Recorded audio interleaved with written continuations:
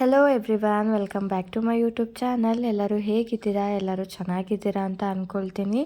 ನಾನು ಕೂಡ ತುಂಬಾ ಚೆನ್ನಾಗಿದ್ದೀನಿ. ನಾನಿವತ್ತು ನನ್ನ ಒಂದು ಬ್ಯುಸಿ ಡೇನ ನಿಮ್ಮ ಜೊತೆ ಶೇರ್ ಮಾಡ್ಕೊತಾ ಇದ್ದೀನಿ. ಆ್ಯಕ್ಚುಲಿ ಇವತ್ತು ಫ್ರೈಡೇ.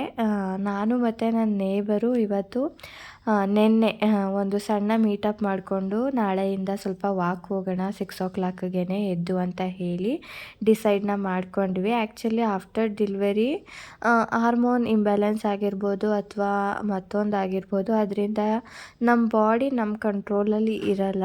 ಸೊ ನಾವು ಮೊದಲಿಗೂ ಆಫ್ಟರ್ ಡೆಲಿವರಿಗೂ ತುಂಬಾ ವ್ಯತ್ಯಾಸ ಆಗುತ್ತೆ ನಮ್ಮ ಬಾಡಿಯಲ್ಲಿ. ಸೊ ಅದನ್ನು ಕಂಟ್ರೋಲ್ ಮಾಡ್ಕೋಬೇಕು ಅನ್ನೋ ಕಾರಣಕ್ಕೋಸ್ಕರ ನಾವು ಈ ಒಂದು ನಿರ್ಧಾರನ ತಗೊಂಡ್ವಿ. ಆ್ಯಕ್ಚುಲಿ ಟೈಮ್ ಇಲ್ಲ ಅಂತ ಅಂದ್ಕೊಳ್ಳೋದು ನಮ್ಮ ತಪ್ಪು. ಇರೋ ಟೈಮಲ್ಲೇ ನಮ್ಮ ಕೈಲಿ ಆಗೋದನ್ನು ಮಾಡಬೇಕು ಅಂತಲೂ ಕೂಡ ನಾವು ಅಂದ್ಕೊಂಡ್ರೆ ಏನು ಬೇಕಾದರೂ ಮಾಡ್ಬೋದು. ಸೊ ನಾವು ಅದೇ ರೀತಿ ಪ್ರತಿ ಸಲ ಹೋಗಬೇಕು ಅಂದ್ಕೊಂಡಾಗ್ಲೂ ಅಯ್ಯೋ ಮಗು ಇರುತ್ತೆ ಹಾಗೆ ಹೀಗೆ ಅಂತ ಅಂದ್ಕೊತಾ ಇದ್ವಿ. ಸೊ ನಮಗೆ ಸಂಜೆ ಟೈಮ್ ಹೋಗೋದಕ್ಕಾಗೋದಿಲ್ಲ, ಮಗು ನೋಡ್ಕೊಳ್ಳೋದಕ್ಕೆ ಯಾರೂ ಇರೋದಿಲ್ಲ ಅಂತ. ಸೊ ಬೆಳಗ್ಗೆ ಟೈಮ್ ಆದರೆ ಮನೆಯಲ್ಲೇ ಇರ್ತಾರೆ, ಸೊ ಇನ್ನೂ ಮಲಗಿರ್ತಾರೆ, ಮಕ್ಕಳೆದ್ರೂ ನೋಡ್ಕೊತಾರೆ ಅನ್ನೋದೊಂದು ಕಾನ್ಫಿಡೆನ್ಸ್ಗೆ ಬೆಳಗ್ಗೆ ಟೈಮ್ ಒಂದು 6 o'clockಗೆ ನಾವು ಹೊರಟ್ರೆ 6:50ಗೆಲ್ಲ ಮನೆಗೆ ಬರ್ತೀವಿ. ಸೊ ಆವಾಗ ಬಂದು ಇನ್ನು ಮನೆ ಕೆಲಸನ ಒಂದು 1/2 ಮಾಡಿಕೊಂಡ್ರು, ಇನ್ನು 8 ಗಂಟೆ ತನಕ ಮನೆ ಕೆಲಸ ಮಾಡಿಕೊಂಡ್ರು, ಇನ್ನು 8 ಗಂಟೆಯಿಂದ ತಿಂಡಿ ಕೆಲಸ ಮಾಡಿಕೊಂಡ್ರೆ 9 ಗಂಟೆ ಅಷ್ಟರಲ್ಲಿ ಅವತ್ತೊಂದು ತಿಂಡಿ ಆಗಿರ್ಬೋದು ಅಥವಾ ಮನೆ ಕೆಲಸ ಆಗಿರ್ಬೋದು ಎಲ್ಲನೂ ನೀಟಾಗಿ ಕಂಪ್ಲೀಟ್ ಮಾಡ್ಕೋಬೋದು. ಸೊ ನಾನು ಹೇಳ್ಬೇಕಂದ್ರೆ ಆ್ಯಕ್ಚುಲಿ ನಾರ್ಮಲ್ ಡೇಸಲ್ಲಿ 7:30, 7:45, ಕೆಲವೊಂದು ದಿನ ಸರಿ ನಿದ್ದೆ ಕೊಟ್ಟಿಲ್ಲ ಅಂದರೆ 8 ಗಂಟೆ 8:30 ಈ ರೀತಿ ಎದ್ದೇಳ್ತಾ ಇದ್ದೆ. ಬಟ್ ಇವತ್ತು ಹೇಳಿದ್ನಲ್ಲ, ನಾವು ಮಾತಾಡ್ಕೊಂಡಿದ್ವಿ ಹೋಗಲೇಬೇಕು, ಈ ರೀತಿ ಬಿಟ್ಟರೆ ಸರಿ ಹೋಗಲ್ಲ ಅಂತ ಹೇಳಿ ಇವತ್ತು 6 o'clockಗೆ ಎದ್ದು ಹೊರಟ್ವಿ. ನಾವು ಇಲ್ಲಿಂದ ಹೋಗೋಷ್ಟರಲ್ಲಿ 6:10 ಆಗಿತ್ತು. ಅಲ್ಲಿ ಹೋಗಿ ನಾವು 58 ಮಿನಿಟ್ಸ್ ವಾಕ್ ಮಾಡಿದ್ದೀವಿ. ಅಂದರೆ ಇಷ್ಟೇ ದೂರ ಅಷ್ಟೇ ದೂರ ಅಂತ ಏನಿಲ್ಲ, ಕರೆಕ್ಟಾಗಿ ಮನೆಗೆ 6:55 ಅಥವಾ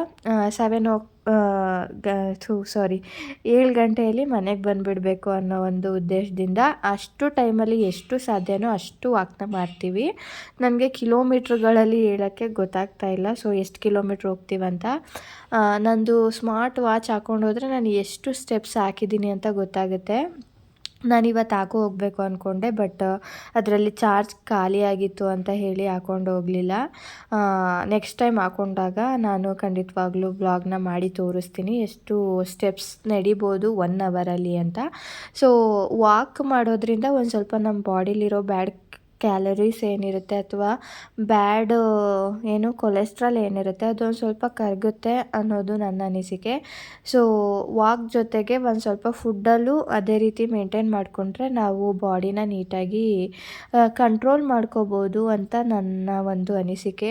ಹಾಗಂತ ನಾನು ನನ್ನ ಬಾಡಿನ ಶೇಮಿಂಗ್ ಮಾಡ್ಕೊತಾ ಇಲ್ಲ. ಸೊ ನಾನು ಈ ರೀತಿ ಇದ್ದರೆ ಚೆನ್ನಾಗಿರಲ್ಲ, ಆ ರೀತಿ ಚೆನ್ನಾಗಿರಲ್ಲ, ಆ ಥರ ಏನೂ ಇಲ್ಲ. ನಮ್ಮ ಫ್ಯಾಮಿಲಿಲೇ ಆಗಿರ್ಬೋದು, ನಾನು ಯಾರೂ ಆ ಥರ ಹೇಳೋದಿಲ್ಲ ನಿಂದು ದಪ್ಪ ಇದೆಯಾ ಸಣ್ಣ ಇದೆಯಾ ಅಂತ. ಆ್ಯಕ್ಚುಲಿ ನಾನು ಇವಾಗ ನೋಡಿದ್ರೆ ಯಾರೂ ಏನಕ್ಕೆ ವಾಕ್ ಹೋಗ್ತೀಯಾ, ನೀನು ಏನು ದಪ್ಪ ಇದೆಯಾ ಅಂತ ವಾಕ್ ಹೋಗ್ತೀಯಾ ಅಂತ ಹೇಳ್ತಾರೆ. ಬಟ್ ನಮ್ಮ ಬಾಡಿಲಾಗೋ ಚೇಂಜಸ್ಗಳು ನಮಗೆ ಮಾತ್ರ ಗೊತ್ತಿರುತ್ತೆ. ಸೊ ನಾನು ಮದುವೆಗಿಂತ ಮುಂಚೆ ಆ್ಯಕ್ಚುಲಿ ತುಂಬ ಸಣ್ಣ ಇದ್ದೆ. ಮದುವೆ ಆದಮೇಲೆ ದಪ್ಪ ಆದೆ, ಇನ್ನು ಮದುವೆ ಆಗಿ ಮಗು ಆದಮೇಲೆ ಅದಕ್ಕೆ ಡಬಲ್ ಆದೆ ಅಂತ ಹೇಳ್ಬೋದು. ಸೊ ಬರ್ತಾ ಬರ್ತಾ ವೆಯ್ಟ್ ಜಾಸ್ತಿ ಆಗ್ತಾ ಇದೆ ಹೊರತು ಕಡಿಮೆ ಆಗ್ತಾ ಇಲ್ಲ. ಸೊ ಇದನ್ನು ಹೀಗೆ ಬಿಟ್ಟರೆ ಸರಿ ಹೋಗೋದಿಲ್ಲ. ನಾವು ನಮ್ಮ ಬಾಡಿ ಅಂದ್ಕೊಳ್ಳೋದಕ್ಕಿಂತ ಹೆಚ್ಚಾಗಿ ಬಾಡಿಯಿಂದ ಆರೋಗ್ಯಕ್ಕೂ ಕೂಡ ಎಫೆಕ್ಟ್ ಆಗುತ್ತೆ. ಸೊ ಹಾಗಾಗಿ ನಮ್ಮ ಬಾಡಿನ ನಾವು ಹೆಲ್ದಿಯಾಗಿಟ್ಕೊಂಡ್ರೆ ನಮ್ಮ ಆರೋಗ್ಯನೂ ಕೂಡ ತುಂಬಾ ಚೆನ್ನಾಗಿರುತ್ತೆ ಅನ್ನೋದಕ್ಕೆ ಕಾರಣಕ್ಕೋಸ್ಕರ ಇನ್ನೂ ಜಾಸ್ತಿ ದಪ್ಪ ಆಗಿ ಆಮೇಲಿಂದ ಕರಗಿಸ್ಬೇಕು ಬಾಡಿನ ಅಂತ ಜಾಸ್ತಿ ಕಷ್ಟಪಡೋದಕ್ಕಿಂತ ನಾವು ಸ್ವಲ್ಪ ಕಡಿಮೆ ಇದ್ದಾಗಲೇ ಕಡಿಮೆ ಎಫರ್ಟ್ನ ಹಾಕಿ ಅದನ್ನು ಕರಗಿಸ್ಕೊಳ್ಳೋದ್ರಲ್ಲಿ ತಪ್ಪೇನಿಲ್ಲ. ಸೊ ಹಾಗಾಗಿ ಈ ರೀತಿ ಮಾಡ್ಕೊಂಡಿದ್ದಷ್ಟೇ.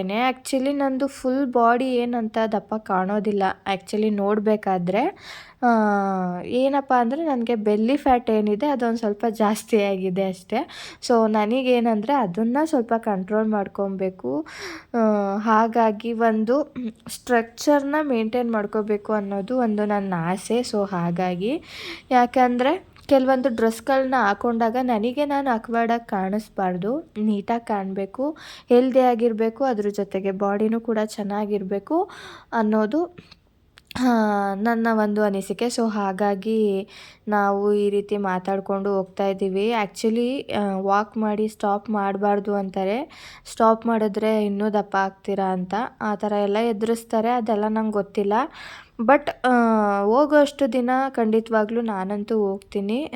ಈ ಒಂದು ಕೆಲಸನ ಅಂದ್ಕೊಂಡಿರೋದನ್ನು ಅದರ ರಿಸಲ್ಟು ಸಿಗೋಕ್ಕಿಂತ ಮುಂಚೆನೇ ಕೈ ಬಿಡೋದಕ್ಕೆ ನನಗಿಷ್ಟ ಇಲ್ಲ. ಬಿಕಾಸ್ ಒಂದೆರಡು ದಿನ ಹೋಗೋದು ಅಥವಾ ಒಂದು ವಾರ ಹೋಗೋದು, ಅಯ್ಯೋ ಅದರಿಂದ ಏನೂ ಆಗಲಿಲ್ಲ ಬಿಡು ಅನ್ನೋದು ಅದೆಲ್ಲ ಆಗಬಾರ್ದು. ಸೊ ಹಾಗಾಗಿ ಎಷ್ಟು ದಿನ ಆಗುತ್ತೋ ಅಷ್ಟು ದಿನ ಟ್ರೈ ಮಾಡಿ ಅದರಲ್ಲಿ ರಿಸಲ್ಟ್ ಬಂದ ಮೇಲೇ ನಾನು ಈ ಕೆಲಸನ ಕೈ ಬಿಡ್ತೀನಿ. ಅಲ್ಲಿ ತನಕ ನಾನು ಬಿಡೋದಿಲ್ಲ. ಇನ್ನು ವಾಕೆಲ್ಲ ಮುಗಿಸ್ಕೊಂಡು ಬಂದ ತಕ್ಷಣ ಫುಲ್ ಸ್ವೆಟ್ಟಾಗಿರುತ್ತೆ ಅಲ್ವಾ. ಸೊ ಹಾಗಾಗಿ ಫಸ್ಟು ಬ್ರಷ್ನ ಮಾಡಿಕೊಂಡು ಮುಖ ಎಲ್ಲ ತೊಳ್ಕೊಂಡಾದಮೇಲೆ ಫಸ್ಟ್ ಒಂದು ಕಪ್ಪು ಗ್ರೀನ್ ಟೀನ ಕುಡಿದೆ. ಆ್ಯಕ್ಚುಲಿ ನಾನು 2 ಟೈಮ್ಸ್ ಟೀ ಕಾಫಿಗೆ ತಗೊತಾ ಇದ್ದೆ. ಬಟ್ ಇವಾಗ ಒಂದು ಸಲನಾದರೂ ಗ್ರೀನ್ ಟೀ ಕುಡಿಯೋಣ, ಬರೀ ಇನ್ನೊಂದು ಟೈಮಲ್ಲಿ ಏನು ಟೀ ಅಥವಾ ಕಾಫಿನ ಕುಡ್ಕೊಳ್ಳೋಣ ಅಂತ ಹೇಳಿ ಡಿಸೈಡ್ ಮಾಡಿಕೊಂಡು ಇವತ್ತಿಂದ ಮಾರ್ನಿಂಗ್ ಟೈಮು ಗ್ರೀನ್ ಟೀನ ತಗೊತೀನಿ. ಕಾಫಿ ಟೀ ಏನು ತಗೋಬಾರ್ದು ಅಂತ ಅಂದ್ಕೊಂಡಿದ್ದೀನಿ. ಇನ್ನು ಕ್ರೇವಿಂಗ್ಸ್ ಖಂಡಿತವಾಗ್ಲೂ ಆಗೇ ಆಗುತ್ತೆ. ಸೊ ಅದಕ್ಕೋಸ್ಕರ ಇನ್ನು ಒಂದು ಟೈಮ್ ಮಾತ್ರ ತಗೊತೀನಿ. ಅದೆಲ್ಲ ಆದಮೇಲೆ ಗ್ರೀನ್ ಟೀ ಎಲ್ಲ ಕುಡ್ದಾದ್ಮೇಲೆ ಮನೆ ಕೆಲಸ ಆ್ಯಸ್ ಯೂಶ್ವಲ್ ಆಗಿ ಏನೇನಿರುತ್ತೋ ಅದನ್ನೆಲ್ಲ ಮುಗಿಸ್ಕೊತಾ ಇದ್ದೀನಿ. ನನ್ನ ಮಗ ರಾತ್ರಿ ಹೊತ್ತೆಲ್ಲ ಫುಲ್ಲು ಗಲೀಜು ಮಾಡಿ ಹಾಕಿರ್ತಾರೆ. ಅದನ್ನೆಲ್ಲ ನೀಟಾಗಿ ಎತ್ತಿಟ್ಕೊಂಡು ಇವತ್ತು ಮನೆ ಏನು ಒರೆಸೋದಕ್ಕೆ ಹೋಗಿಲ್ಲ. ಲೇಟಾಗಿ ಒರೆಸ್ತೀನಿ. ಯಾಕಂದರೆ ನೆನ್ನೆ ನಾನು ವಾರ ಮಾಡಿದ್ದೆ ಸಂಜೆಲಿ. ಸೊ ಸಂಜೆ ಒರೆಸಿದ್ದೆ ಅಲ್ವಾ, ಮನೇನು ಅಷ್ಟು ಗಲೀಜಾಗಿರಲಿಲ್ಲ, ಕಸ ಇತ್ತು ಅಷ್ಟೇ, ಕಸ ಹೊಡ್ಕೊಂಡೆ. ಇನ್ನು ಒರೆಸೋ ಅಂಥ ಗಲೀಜೇನು ಆಗಿರಲಿಲ್ಲ. ಸೊ ಸಂಜೆ ಮೇಲೆ ಒರೆಸ್ಕೊಂಡ್ರಾಯ್ತು ಅಂತ ಸುಮ್ಮನೆ ಆದೆ. ಇನ್ನೆಲ್ಲ ಆದಮೇಲೆ ದೋಸೆಗೆ ಅಂತ ಹಾಕಿದ್ದೆ.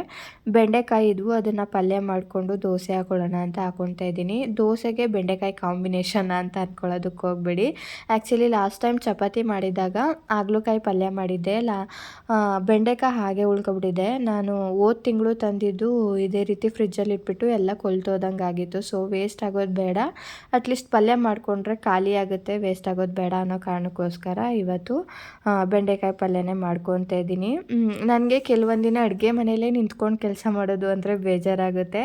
ಯಾಕೆಂದರೆ ಜಾಸ್ತಿ ಟೈಮ್ ಅಲ್ಲೇ ಸ್ಪೆಂಡ್ ಮಾಡೋದ್ರಿಂದ ಕೆಲವೊಂದು ಸಲ ಬೇಜಾರಾಗೋದು ಉಂಟು. ಸೊ ಹಾಗಾಗಿ ಚಪಾತಿ ಒತ್ತೋದಾಗಿರ್ಬೋದು, ದೋಸೆ ಹಾಕೋ ದಿನ, ಆಮೇಲೆ ತರಕಾರಿ ಜಾಸ್ತಿ ಹೊತ್ತು ಕಟ್ ಮಾಡೋ ದಿನ ಎಲ್ಲ ನನಗೆ ಬೇಜಾರಾಗುತ್ತೆ ನಿಂತ್ಕೊಂಡು ಮಾಡ್ತಾ ಇರೋದಕ್ಕೆ. ಸೊ ಅವಾಗ ಏನು ಮಾಡಿಬಿಡ್ತೀನಿ ಅಂದರೆ ಈ ಥರ ಕೆಳಗಡೆಗೆ ಒಂದು ಬೌಲಲ್ಲಿ ನೀರು ತಂದಿಟ್ಕೊಂಡು ಏನೇನು ತರಕಾರಿ ಬೇಕೋ ಅದನ್ನೆಲ್ಲ ತೆಗೆದಿಟ್ಕೊಂಡು ನೀಟಾಗಿ ಅಲ್ಲೇ ತೊಳ್ಕೊಂಡು ಹಚ್ಚಿಟ್ಕೊಂಡು ಅದೇ ನೀರೊಳಗಡೆ ವೇಸ್ಟ್ ಏನಿರುತ್ತೆ, ಈರುಳ್ಳಿ ಸಿಪ್ಪೆ ಆಗಿರ್ಬೋದು ಅಥವಾ ಏನೇ ವೇಸ್ಟ್ ಇದ್ರೂ ಅದರೊಳಗಡೆ ಹಾಕ್ಕೊಂಡು ಅಲ್ಲಿದಲ್ಲೇ ಕ್ಲೀನ್ ಮಾಡ್ಕೊಬಿಟ್ರೆ ನನಗೂ ಕೆಲಸ ಈಸಿ ಆಗುತ್ತೆ, ಅದ್ರ ಜೊತೆಗೆ ಟೈಮ್ ಕೂಡ ಸೇವ್ ಆಗುತ್ತೆ ಅನ್ನೋ ಕಾರಣಕ್ಕೋಸ್ಕರ ಈ ರೀತಿ ಮಾಡ್ಕೊತೀನಿ. ಕಿಚನಲ್ಲಿ ಮಾಡಿದ್ರೂ ಕೂಡ ನಾನು ಇದೇ ರೀತಿ ಮಾಡ್ಕೊತೀನಿ. ಸೊ ಅಡುಗೆ ಮನೆನ ಸ್ವಲ್ಪ ನೀಟಾಗಿಟ್ಟಿರೋದಕ್ಕೆ ಟ್ರೈ ಮಾಡ್ತೀನಿ. ಸೊ ಹಾಗಾಗಿ ಇನ್ನು ಅದೆಲ್ಲ ಆದಮೇಲೆ ಬೆಂಡೆಕಾಯಿ ಪಲ್ಯ ಮಾಮೂಲಿ ಎಲ್ಲರೂ ಯಾವ ರೀತಿ ಮಾಡ್ತಾರೋ ಅದೇ ರೀತಿ ಮಾಡ್ತಾಯಿದ್ದೀನಿ. ಬೇರೆ ರೀತಿ ಏನು ನಾನು ಮಾಡೋಕ್ಕೆ ಹೋಗ್ತಾಯಿಲ್ಲ. ಸೊ ಹಾಗಾಗಿ ನಾನು ಡೀಟೇಲಿಂಗ್ ಆಗಿ ಏನು ರೆಸಿಪಿನ ತೋರಿಸ್ತಾ ಇಲ್ಲ. ಬೆಂಡೆಕಾಯಿ ಪಲ್ಯ ನಾನು ಯಾವುದೇ ರೀತಿ ಮಸಾಲೆಗಳನ್ನ ರುಬ್ಬಿ ಮಾಡಲ್ಲ, ಮಾಡ್ತೀನಿ. ಅದಕ್ಕೆ ಕಾಯಿ, ಒಣಮೆಣ್ಸಿನ್ಕಾಯಿ, ಹುಣಸೆಹಣ್ಣು ಎಲ್ಲ ಹಾಕ್ಕೊಂಡು ಮಾಡ್ತೀವಲ್ಲ ಆ ರೀತಿಯೂ ಮಾಡ್ತೀನಿ ಮತ್ತು ಈ ರೀತಿಯೂ ಮಾಡ್ತೀನಿ. ಇವತ್ತು ದೋಸೆಗೆ ಅಲ್ವಾ ಅಂತ ಹೇಳಿ ಈ ರೀತಿಯೇ ಮಾಡ್ಕೊತಾ ಇದ್ದೀನಿ. ಅದ್ರ ಜೊತೆಗೆ ಸ್ವಲ್ಪ ಚಟ್ನಿನೂ ರುಬ್ಕೊಂಡೇ ಇರಲಿ ಅಂದರೆ ಸ್ವಲ್ಪ ಪಲ್ಯ ಒಂದು ಸ್ವಲ್ಪ ಚಟ್ನಿ ಆದರೆ ಎರಡು ಮೇಂಟೈನ್ ಆಗುತ್ತೆ ಅಂತ ಹೇಳ್ಬಿಟ್ಟು ಸ್ವಲ್ಪ ಚಟ್ನಿನೂ ರುಬ್ಕೊಂಡೆ. ಮತ್ತು ಲಾಸ್ಟ್ ಮಂತು ತಂದಿರೋದು ಫ್ರೂಟ್ಸ್ಗಳಲ್ಲಿ ಒಂದೇ ಒಂದು ಮೋಸಂಬಿ ಉಳ್ಕೊಂಡಿತ್ತು. ನಮ್ಮ ಮನೆಗಳಲ್ಲಿ ಮೋಸಂಬಿ ತಿನ್ನೋದಕ್ಕೆ ಯಾರೂ ಇಷ್ಟಪಡೋದಿಲ್ಲ. ಹಾಗೆ ತಿನ್ನಿ ಅಂದರೆ ಅದನ್ನು ಯಾರೂ ಮುಟ್ಟೋದೇ ಇಲ್ಲ. ಅದು ಹಾಗೆ ಫುಲ್ಲು ಏನು ಒಣಗೋಗಿರೋ ಥರ ಆಗಿ ಬಾಡೋಗಿರೋ ಥರ ಆಗಿ ಬಿದ್ದಿತ್ತು. ಸೊ ಅದನ್ನು ಹಾಗೆ ಬಿಟ್ಟರೆ ಅದು ಅಲ್ಲೇ ಹೋಗುತ್ತೆ ಅಂತ ಹೇಳಿ ಒಂದು ಸ್ವಲ್ಪ ಜ್ಯೂಸ್ ಥರ ಮಾಡ್ಕೊಡೋಣ ಅಂತ ಒಂದು ಸ್ವಲ್ಪ ಸಕ್ಕರೆನ ಹಾಕ್ಕೊಂಡು ಜ್ಯೂಸ್ನು ಕೂಡ ಮಾಡಿಕೊಂಡೆ. ಅದೊಂದು ಮೋಸಂಬಿಯಿಂದ ಒಂದು ಫುಲ್ ಗ್ಲಾಸ್ ಜ್ಯೂಸ್ ಆಯಿತು. ಅದೇ ಜ್ಯೂಸು ಹೊರ್ಗಡೆ ಕುಡಿಯೋದಾಗಿದ್ದರೆ ನಾವು ಎಷ್ಟು ದುಡ್ಡು ಕೊಡ್ತಾಯಿದ್ವಿ, ಅಟ್ಲೀಸ್ಟ್ ಒಂದು 50-60 ರುಪೀಸ್ ಆದರೂ ಕೊಡ್ತಿದ್ವೇನೋ ಅಂತ ಯೋಚನೆ ಮಾಡಿದೆ. ಕೆಲವೊಂದು ಸಲ ನಾವು ಹೊರ್ಗಡೆ ತಿಂದು ಹೊರ್ಗಡೆ ಕುಡಿದು ದುಡ್ಡು ಖರ್ಚು ಮಾಡೋದಕ್ಕೆ ಯೋಚನೆ ಮಾಡೋದಿಲ್ಲ. ಅದೇ ಮನೆಗೆ ಏನಾದರೂ ತರಬೇಕು ಅಂದಾಗ ಕೆಲವೊಂದು ಟೈಮ್ ಯೋಚನೆ ಮಾಡ್ತೀವಿ, ಅಯ್ಯೋ ಅದ್ಯಾಕೆ ಇದ್ಯಾಕೆ ಅಂತ. ಆದರೆ ಹೊರ್ಗಡೆ ಎಷ್ಟೇ ಕೇಳಿದ್ರು ಅಷ್ಟು ಕೊಟ್ಬಿಟ್ಟು ಬಂತೀವಿ, ಅದೇ ನಾವು ಮಾಡೋದು ತಪ್ಪು. ಅದೇ ಹೊರ್ಗಡೆ ತಿನ್ನೋದನ್ನೇ ಫ್ರೆಶ್ ಆಗಿ ಮನೇಲಿ ತಂದು ನಾವೇ ನಮ್ಮ ಕಣ್ಣಾರೆ ನೋಡಿ ಕ್ಲೀನಾಗಿ ಮಾಡಿ ತಿಂದರೆ ನಮ್ಮ ಆರೋಗ್ಯಕ್ಕೂ ಒಳ್ಳೆಯದು, ಮತ್ತು ನಮಗೂ ಆ ಕೊರ್ಗಿರಲ್ಲ. ಅಯ್ಯೋ ಅದು ಹೆಂಗೆ ಮಾಡಿದ್ರು, ಏನು ಮಾಡಿದ್ರು, ಎಷ್ಟು ದಿನದ ಎಣ್ಣೆ ಹಾಕಿದ್ರು, ಎಷ್ಟು ದಿನ ಸಕ್ಕರೆ ಹಾಕಿದ್ರು, ಈ ಥರ ಫೀಲ್ ನಮಗೆ ಬರೋದಿಲ್ಲ. ಸೊ ಆದಷ್ಟು ಮನೇಲೇ ಅಡುಗೆ ಮಾಡಿ ಊಟ ಮಾಡೋದಕ್ಕೆ ಟ್ರೈ ಮಾಡಿ. ನಾವು ಅಷ್ಟೇ, ನಾವು ಹೋಟ್ಲಿಗೆಲ್ಲ ಹೋಗೋದು ಅಂದರೆ ತುಂಬಾ ಅಪರೂಪ. ಏನಾದರೂ ಅದೇ ಆ್ಯನಿವರ್ಸರಿ, ಬರ್ತಡೇ ಈ ಥರ ಏನಾದರೂ ಬಂದರೆ ಹೊರ್ಗಡೆ ಊಟ ಮಾಡ್ತೀವಿ. ಇಲ್ಲಾಂದರೆ ಆಲ್ಮೋಸ್ಟ್ ನಾವು ಮನೆಯಲ್ಲೇ ಊಟ ಮಾಡೋದು. ಹೊರ್ಗಡೆ ಊಟನ ಅಷ್ಟು ಮಾಡೋದಿಲ್ಲ. ಇನ್ನು ತಿಂಡಿ ಎಲ್ಲ ಆದಮೇಲೆ ಪುನಃ ನನ್ನ ಕೆಲಸ ಶುರುವಾಗುತ್ತೆ. ತಿಂಡಿ ಆದಮೇಲೆ ಎಷ್ಟು ಪಾತ್ರೆಗಳಿದೆಯೋ ಅದನ್ನೆಲ್ಲ ತೆಗೆದು ಇಟ್ಬಿಟ್ಟು ಪಾತ್ರೆ ತೊಳೆಯೋಣ ಅಂತ ಹೇಳಿ ಇನ್ನೇನೋ ಶುರು ಮಾಡಬೇಕಿತ್ತು. ಅಷ್ಟರಲ್ಲಿ ನೀರು ಬಂತು.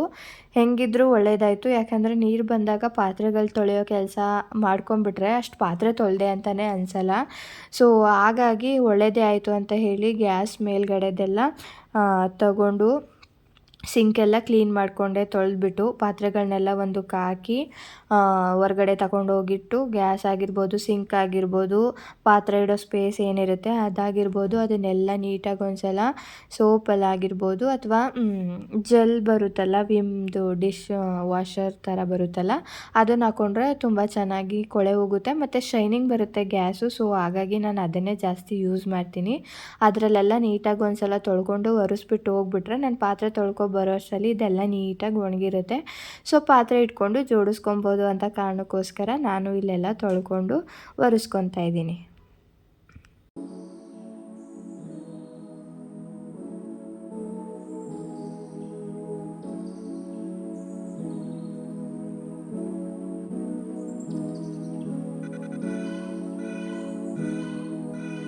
ಇನ್ನು ಅದನ್ನೆಲ್ಲ ಕ್ಲೀನ್ ಮಾಡ್ಕೊಂಡಾದಮೇಲೆ ಪಾತ್ರೆ ಎಲ್ಲ ತೊಳ್ಕೊಬಂದಿಟ್ಟೆ. ಟೈಮ್ ಕೂಡ ಆಗೋಗಿತ್ತು. ಸೊ ಅದಕ್ಕೆ ಫಸ್ಟು ಚರಿಗೆ ಊಟ ಮಾಡಿಸಿ ಅವ್ರಿಗೆ ಸ್ನಾನ ಮಾಡಿಸಿ ನಾನು ಕೂಡ ಸ್ನಾನ ಮಾಡಿಕೊಂಡು ಇಲ್ಲಿ ಚರಿನ ತೂಗ್ತಾ ಇದ್ದೀನಿ ಸೀರೆಯಲ್ಲಿ. ಅವರಿನ್ನೂ ಸೀರೆಯಲ್ಲೇ ಮಲಗೋದು. ಸೊ ಹಾಗಾಗಿ ತೂಗ್ತಾ ಇದ್ದೀನಿ. ನಿದ್ದೆ ಬಂದಿದ್ದರೆ ಒಂದು 10 ನಿಮಿಷಕ್ಕೆಲ್ಲ ಮಲಗಿಬಿಡ್ತಾರೆ. ನಿದ್ದೆ ಬಂದಿಲ್ಲ ಅಂದರೆ ಅರ್ಧ ಗಂಟೆ ತೂಗಿದ್ರಲ್ಲ 1 ಗಂಟೆ ತೂಗಿದ್ರೂ ಅವರು ಮಲಗೋದಿಲ್ಲ, ಕಣ್ಣು ಬಿಟ್ಕೊಂಡು ನೋಡ್ತಾನೆ ಇರ್ತಾರೆ. ಅವ್ರನ್ನ ತೂಗಿ ನಮಗೆ ನಿದ್ದೆ ಬಂದ್ಬಿಡುತ್ತೆ, ಅಷ್ಟು ಲೇಟ್ ಮಾಡ್ತಾರೆ. ಸೊ ಇವತ್ತು ನಿದ್ದೆ ಬಂದಿತ್ತು ಅನಿಸುತ್ತೆ, ಸ್ವಲ್ಪ ಬೇಗನೆ ಮಲ್ಕೊಂಡ್ರು, ನನಗೂ ಈಸಿ ಆಯಿತು. ನಾನೊಂದು 2 ನಿಮಿಷ ಹಂಗೆ ಮಲ್ಕೊಂಡಿದ್ದೆ. ಸೊ ಇದೆಲ್ಲ ಆದಮೇಲೆ ಒಂದು ಸ್ವಲ್ಪ ಹೊತ್ತು ಟೈಮ್ ಬಿಟ್ಟು ಅಡುಗೆ ಮಾಡೋಣ ಅಂತ ಬಂದೆ. ಆ್ಯಕ್ಚುಲಿ ಇವತ್ತು ನಾನು ಮಳೆ ಹುಳಿ ಕಾಳು ಸಾಂಬಾರು ಮಾಡೋಣ ಅಂತ ಮೊನ್ನೆ ನೆನೆಸಿದ್ದು ಕಾಳು, ಬಟ್ ಮಾಡಿರಲಿಲ್ಲ. ಹಸಿ ತೊಗರಿ ಕಾಳು ಇತ್ತು, ಹಾಗಾಗಿ ಅದನ್ನೇ ಸಾಂಬಾರು ಮಾಡ್ಕೊಂಡಿದ್ದೆ. ಇನ್ನು ಇವತ್ತು ಮೊಳಕೆ ಹುಳಿ ಸಾಂಬಾರು ಮಾಡೋಣ ಅಂತ ಮಾಡ್ತಾಯಿದ್ದೀನಿ. ನಾನು ಮೊಳಕೆ ಹುಳಿ ಸಾಂಬಾರಿಗೆ ಖಾರನ ಒಟ್ಟಿಗೆ ಹಾಕೋದು, ಅಂದರೆ ಸಪ್ರೇಟ್ ರುಬ್ಬಲ್ಲ. ಆದರೆ ನನ್ನ ನೇಬರ್ ಅರ್ಪಿತಾ ಅಂತ, ಅವರು ಈ ರೀತಿ ನಾವು ಮಟನ್ ಚಿಕನ್ ಸಾಂಬಾರಿಗೆಲ್ಲ ಅರಿಶಿನ ಈರುಳ್ಳಿ ಸಪ್ರೇಟು ಮತ್ತು ಕಾಯಿ ಖಾರದ ಪುಡಿ ಎಲ್ಲ ಸಪ್ರೇಟ್ ರುಬ್ಬಾಕ್ತೀವಲ್ಲ ಆ ರೀತಿ ಮಾಡ್ತಾರಂತೆ. ಸೊ ನಾನು ಅಡುಗೆ ಮಾಡಬೇಕಾದ್ರೆ ಅವರು ಮನೇಲೇ ಇದ್ದರು. ಪ್ರಿಯ ಇವತ್ತು ಈ ರೀತಿ ಟ್ರೈ ಮಾಡಿ ನೋಡಿ, ಚೆನ್ನಾಗಿ ಬರುತ್ತೆ, ಮಟನ್ ಸಾಂಬಾರು ಥರ ಇರುತ್ತೆ ಅಂತ ಹೇಳಿದ್ರು. ಅವ್ರ ಅಡುಗೆ ಮನೇಲೇ ನಿಂತ್ಕೊಂಡು ನನಗೆ ಹೇಳ್ಕೊಡ್ತಾಯಿದ್ರು. ನಾನು ಮಾಡಿದೆ, ಯಾಕೆಂದರೆ ನನಗೂ ಕೂಡ ನಾನು ಮಾಡೋ ರೀತಿಯೇ, ಅಂದರೆ ಈಗ ಏನಾದರೂ ಒಂದು ಸಾಂಬಾರು ಮಾಡೋದಾಗಲಿ ತಿಂಡಿ ಮಾಡೋದಾಗಲಿ ನಮಗೆ ಯಾವ ರೀತಿ ಗೊತ್ತಿರುತ್ತೋ ಆ ರೀತಿ ಮಾಡ್ತೀವಿ. ಅದರಲ್ಲಿ 1 ಥರನೋ 2 ಥರನೋ ಚೇಂಜಸ್ ಮಾಡ್ಕೊಂಡು ಮಾಡ್ತೀವಿ.